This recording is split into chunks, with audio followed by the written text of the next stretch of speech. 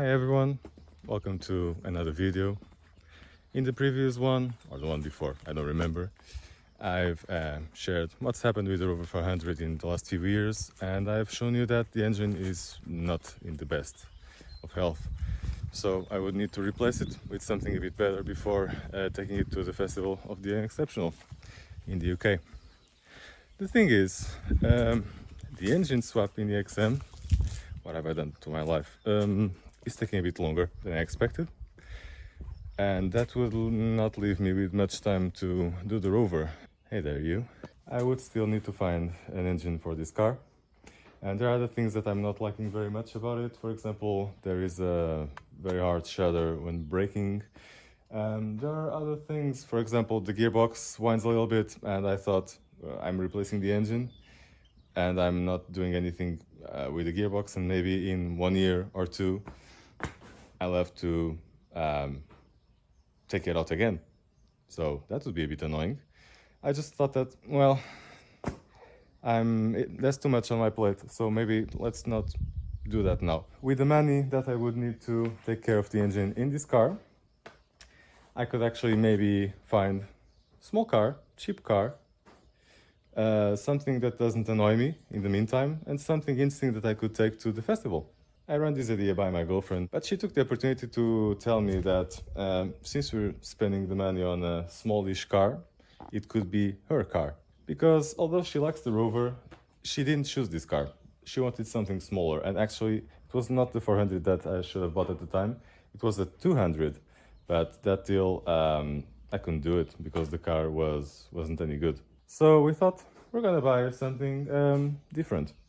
The budget was 1,000 euros in the beginning. We've seen a couple options. I was looking for cars such as the Lancia Y, as the Renault Twingo and Initiale de Paris with a 16-valve engine, but none of the deals seemed right. Either there was something that I really didn't want in the car, like an MUT right now, or the air conditioning, the compressor not working, or the car not being the right engine. For example, we have a lot of Lancia Ys, but with a Fire 1.1 engine, and I didn't want that. That's too weak for what I wanted. In the end, I found one car that it made sense to go have a look at because we were attending a music festival in Porto. And that car was a Suzuki Alto, which is rare in Portugal. I know it's a common sight in places such as the Netherlands, and it's sort of a world car. I think it's also sold in New Zealand, if not in Australia. So yeah, an interesting car. And I convinced her to have a look at it. But the only other suitable car that I found for us to have a look that day was something more expensive, with more miles, more complex, that would guzzle a bit more petrol. So not exactly what I had in mind at the beginning. And that's the car that we ended up buying because she didn't want the Suzuki. And that's a car that I shouldn't have bought, but at the same time a car that I don't regret buying. And the car is this Alfa 147. There are more reasons why I shouldn't have bought this car. Because one, this car had been standing for a couple months, not being used. And it didn't have insurance, so I've only been able to test it around the block, around the parking lot. The other reason is that there was a can of oil in the rear seat of this car, and actually I found the honesty refreshing because, you know, the guy could just tell me that no issues with oil consumption, but there are issues. I wasn't very surprised because the car has 190,000 kilometers on the clock, and twin sparks at that age, a lot of them use oil. That's a common issue. Maybe I should start by actually telling you what this car is, which is a 2002 Alfa 147 1.6 twin spark with a variator, so it puts out 120 bhp. As I told you, it's nearing 200,000 kilometers, so around 130 140,000 miles. It's in black and it's a 3-door, as you can see. It's on 16-inch alloys, not too big, not too small. There were 17s, but there were also 15s. And wow, look at that. It's still a gorgeous car. Of course, it's not perfect on the outside, and not even close to perfect. If we start at the front, you can see that we need to polish up these headlights. Actually, that was an advisor in the NUT. You can see that, okay, that is actually dirt. But for example, here it's scuffed. It would need to be repainted. The paint is very dull. The plastics are really gray instead of black. This one is not so bad, but not perfect either. And this car has been repainted at some point. I don't know if it was the whole car or just some of it. I'll have to have a look when I wash it. But I don't know if there was an issue with clear coat or something. It's dull and a bit wavy. And if you look here, there's a lot of, I forget the name in English. They've used too much of it and it ended up just, you know, cracking, which is not great. It basically means that this entire panel needs to be repainted. Oh yeah, and of course the badges are not looking great. I've seen worse, but they are faded. Same story at the back, the badge is faded. There are a lot of swirls in the paint. Maybe you can see from around here. It's difficult because it's really dirty. It's actually worse than when I picked it up. And yeah, you can see it's scratched over there. I'm not the first one to notice this, but it's funny how they go to the trouble of designing such a pretty car and then they put a back box that looks like that underneath. It doesn't make any sense to me. It's probably a case of the design team not talking with the engineering team, and would you be surprised by that? On the plus side, the door handles are okay. They are known for braking here, I think. And we have good tires, good Bridgestones at the back, which are perfect. I mean, no wear of any kind in the sidewall or down there. The wheels are not perfect, but they are still looking good, so not worried with that. The fronts maybe not so much, but the ones in the Rover are much worse. This brand is unknown to me. This is called Firemax. Yeah, they don't strike me as the best, but they are still good. And they are from last year. And the Bridgestones are from 22. We also need to address that. And when we come inside, the first thing that jumps to mind is that noise, which is also common. Thankfully, I think the part is still available. That's very annoying, so that will need to be replaced soon. But apart from that, if you look at the interior in general, I think these seats are a bit dirty, but there's nothing in particular that strikes you as being damaged or missing. Obviously, there are some things that you start to notice. For example, this is already a bit worn, and that symbol, and there's a little bit of a crack there. The side airbag in typical fashion is not perfectly aligned. That happens also with the 156s, I think. And there's something missing there. There's something broken in there, and there's a bit of tape here to help keep it in place. Again, it seems like a couple things, but in general it's looking tidy, you know. And the car is at the moment 22 years old, so yeah, you can't really ask for much more than that.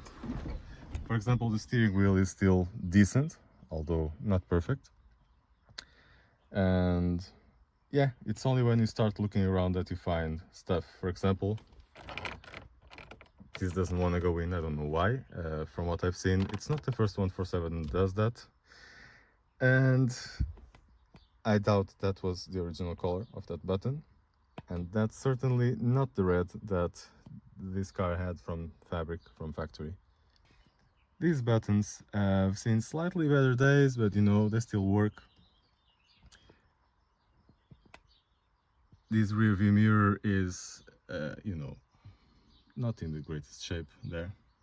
We also have a classic 147 issue here, which is the buttons. This is almost disintegrating. That's very bad. It still works if you know how to operate it, It's a bit tricky, but you get the hang of it. Yeah, and this one is working very well.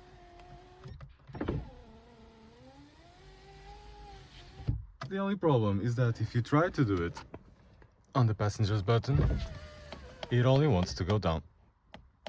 Yeah, it doesn't go up at all, so you need to ask your driver politely to pull the window back up again.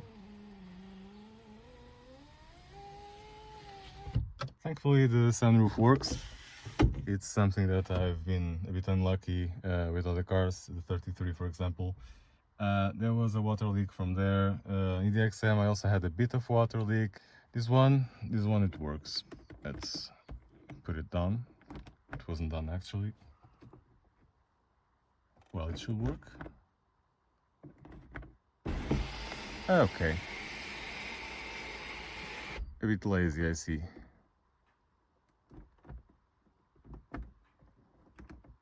Huh. Oh my god. What has just happened? Why was I saying that this works? Yeah. Great. We've just broken it. Thank you, car.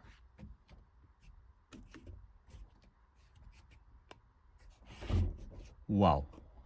Right. You don't like people showing you off, do you? It's working now. I don't think it goes more than that. Should it? Let me know.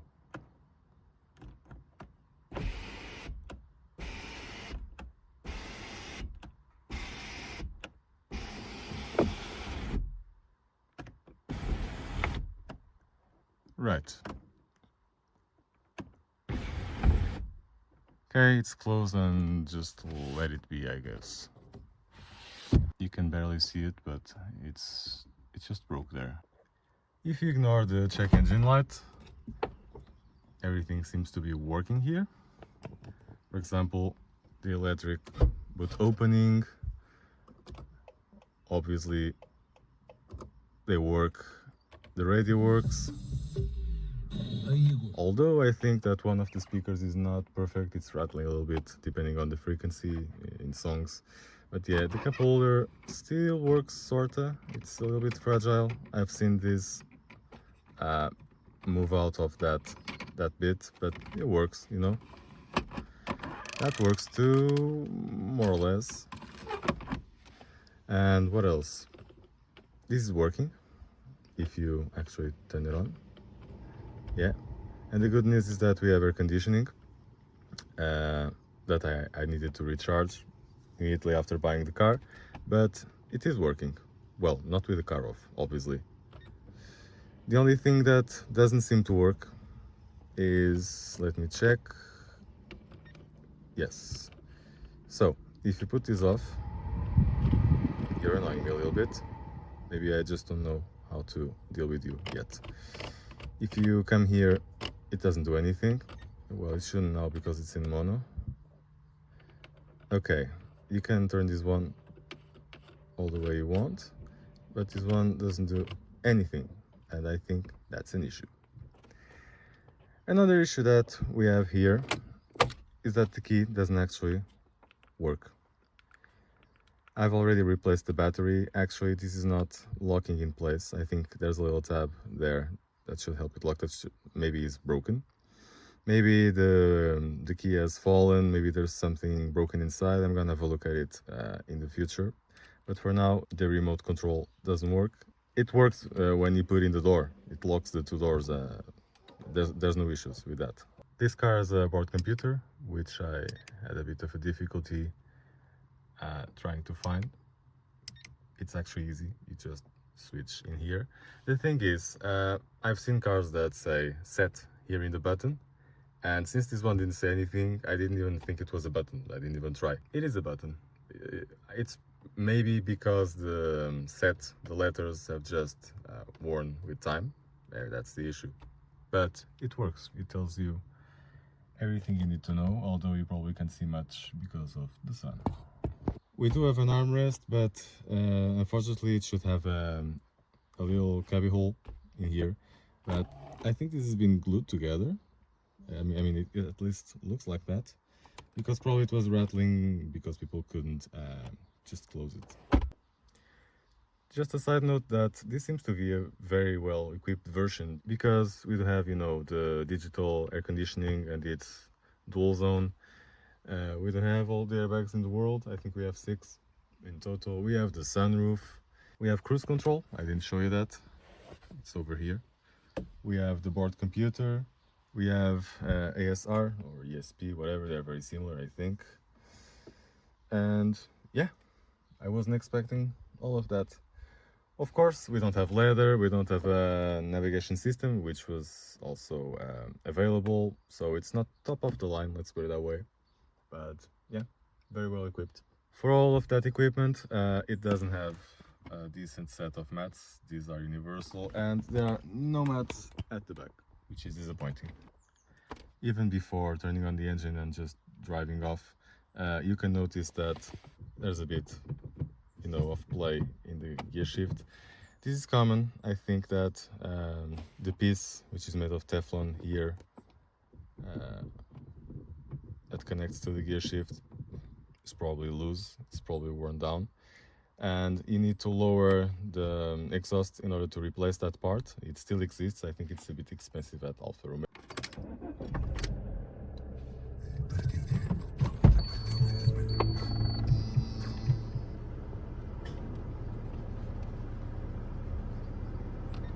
Let's turn off the AC. Let's turn off everything. Now, if you know these cars and you have a good ear, you have noticed that the variator is doing a little bit of noise when you turn the engine on. It has gone quiet in like 2-3 seconds. And there was a little bit of a tick that I'm not sure if it's an exhaust leak in the manifold. I've also talked about this with a mechanic that has already taken care of the Alpha 33 in the past, so I trust him. The engine is running relatively sweet. It has been sweeter than now, but there's that noise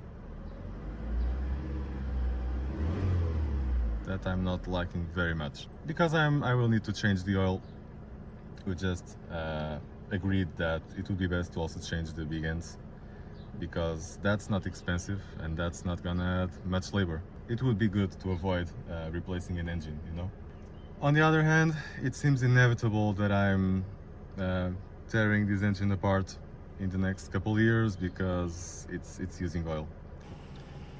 Actually, one of the reasons why the variator is probably doing a bit more noise is because the oil is not at maximum. I'm letting it use some oil and not adding it, so that I get an idea of how much it's using. And this check engine light is probably one of the O2 sensors, because the error that was stored in the ECU was related to that. That's also something we need to splurge on.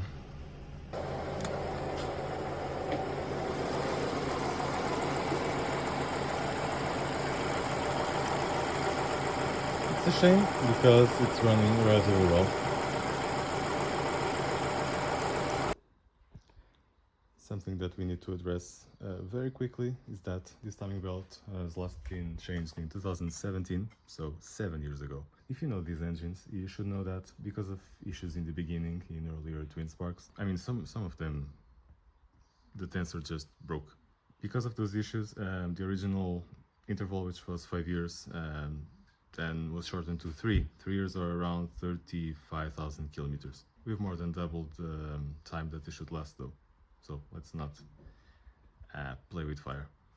The coolant is a bit dirty, but not horrible. And as I told you, I've recharged the AC and it still had a little bit in the system, so probably we don't have leaks. But of course it was not enough for the AC to come on. So yeah, everything is working around here. I also need to fix this because, as you can see, it snapped. There are other things that need some attending to. For example, there was probably some small rock or some sort of thing that was stuck between the brake disc and the pad, and as you can see, it led to this big groove around here, which isn't present in the other disc. And if you come up to the back, I don't know if it was because it has been staying for months and it wasn't in a garage.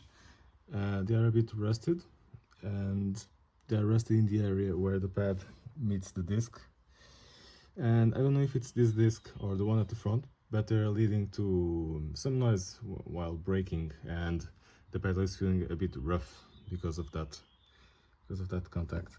So I'll probably leave these for now, the rear ones, and see if they clean a bit with use, but I'll need to replace the front ones, that's for sure. When I first drove this car on surfaces that were not that good, I found it a bit too harsh, even if it would always be firmer than this guy over here. The issue was that all tires were set to 2.6 bar, which is what it says in the manual for this car, sure, but only if the car is on full load. And I've been driving this car basically alone or with my girlfriend, and with just 2 small bags. So 2.6 is a lot, especially if the road is not that good. So 2.3 is the minimum for this size, and that's what we are using now, and the car is much softer. I've also noticed, and I actually have to get under the car to have a look at it. Ooh, that's low compared to the Rover. There's a bit of a jerk when I accelerate when cornering, and I think it's coming from this CD joint. It looks like that, but I can see it from here. I'm showing you nothing at all, basically. But, well, enjoy the rest of the view. You can see anything relevant, but yeah. No big leaks though, which is good. Well, the boot seems decent, so that shouldn't be the reason. There's a little bit of sweat, okay, of a leak maybe around there, but that's okay.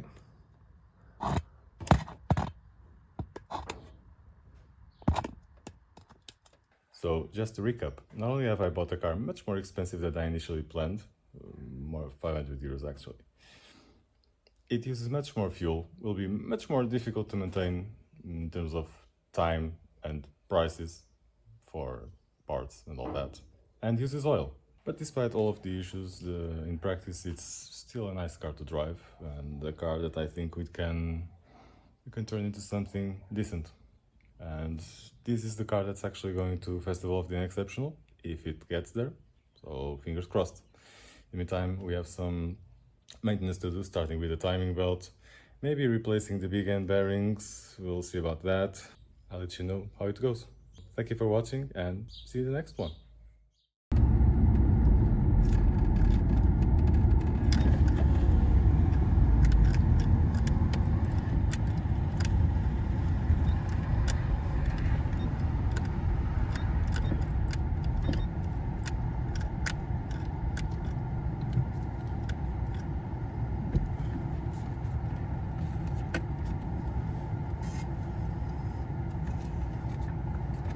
Well, I wanted to open the window, and now I can close it.